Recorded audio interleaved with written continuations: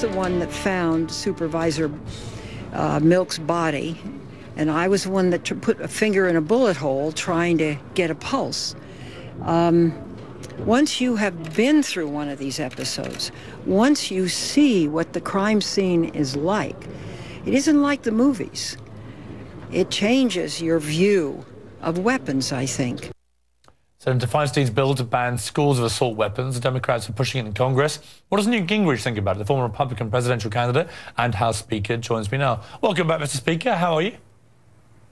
I'm doing well, but I'm curious, Piers, how many intros have you done using people who successfully defended themselves with a gun?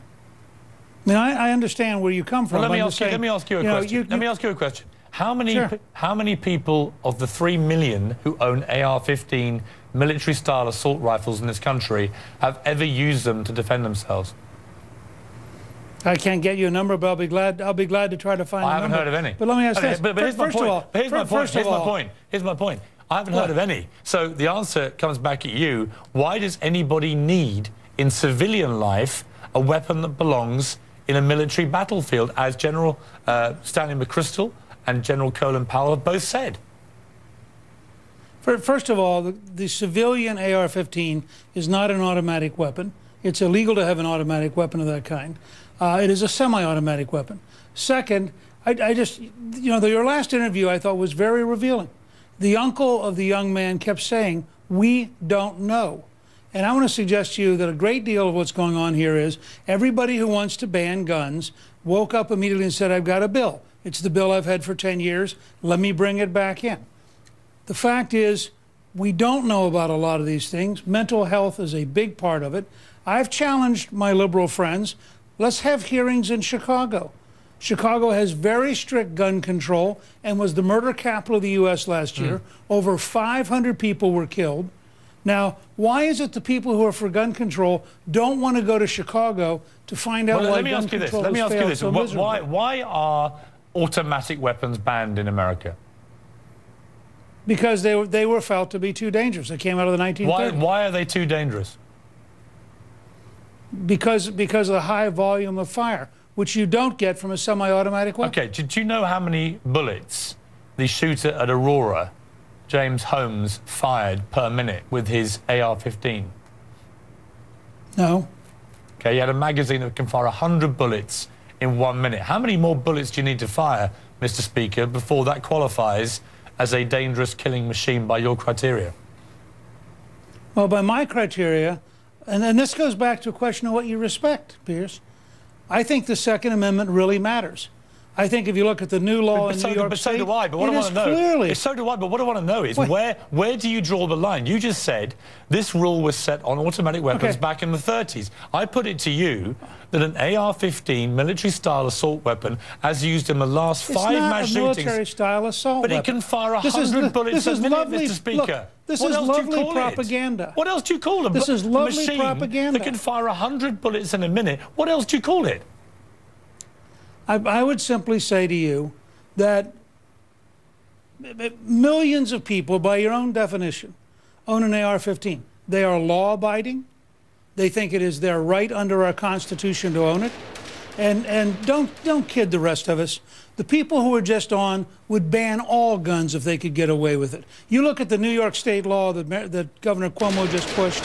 Basically, it eliminates virtually every pistol. But hang on. Hang on. Let me pick you up on that. Dianne Feinstein is attacked by many Republicans as being somebody that wants to ban all guns. Do you know how many different types of gun she has permitted to remain in legal circulation in America under her new proposals? No, I like this.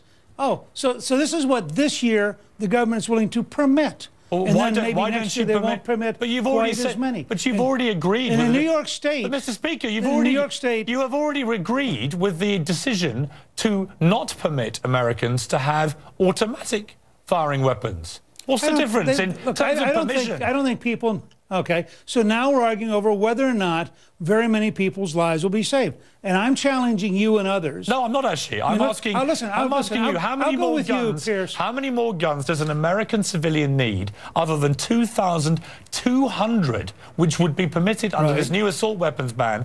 How many more do they need to defend themselves, for goodness sake? Look, and what I can't understand is the difference between the language. What is the difference between mass slaughter created by an automatic weapon and by a weapon, as we saw at Aurora or a Sandy Hook, that can kill 100 people in a minute? What is the difference? No, wait a second. First of all, you're making our case. Permitted. In other words, this year they're going to permit, and then next year they may not permit. Mr. Speaker, there are 50 or more gun control rules which do not permit Americans to use certain types of weaponry already. So that permission decision has already been taken more than 50 times. So if your primary... Piers, if your primary concern is saving lives, yes, you'd have to look at pistols, because pistols are the primary killers, and they're the primary killers in big cities, all of which have gun control laws. But they are not, as you know, and none of which work. As you know, the primary preferred weapon of mass shooters, deranged young men. Right. There's been a pattern now of 5 deranged young men using AR-15s. Why do they use them? Because they're easy to use and they create the most mass killing in the shortest possible time. That is why people like Dianne Feinstein and me want them removed from civilian arms. I see no difference in the ability to commit mass murder between an automatic weapon, which is banned, and you agree with that ban, and an AR-15, which can shoot 100 people dead or 20 children at Sandy Hook in less than a minute. I see no difference. So where are you on pistols that have fairly large capacity? Where are you on the pistols that killed most of the people in Chicago, Piers? My position is it's okay if we kill them individually? No, you're saying, let me make my 3, 4, 5 a night's okay? My position very, very clear. What is happening in Chicago is completely outrageous, completely unacceptable. I think there's been a total breakdown in the effectiveness of the law enforcement, because when you compare it to New York, they have solved a lot of the gun problems in New York with very stringent gun control, and they've enforced it properly. It's like a Wild West situation in parts of Chicago. I've been there. I think it's outrageous. And I think the fact that 11 or 12,000 people die a year in America from gunfire, and a lot of that is from handguns used by criminals and gangsters, is disgraceful. And I think many of the other proposals... Share your real view? Isn't your real view that you would ban pistols if you could? No, it wouldn't. What I would do... Wouldn't you ban pistols if you could? Let me explain what I would do. I would agree with Dianne Feinstein.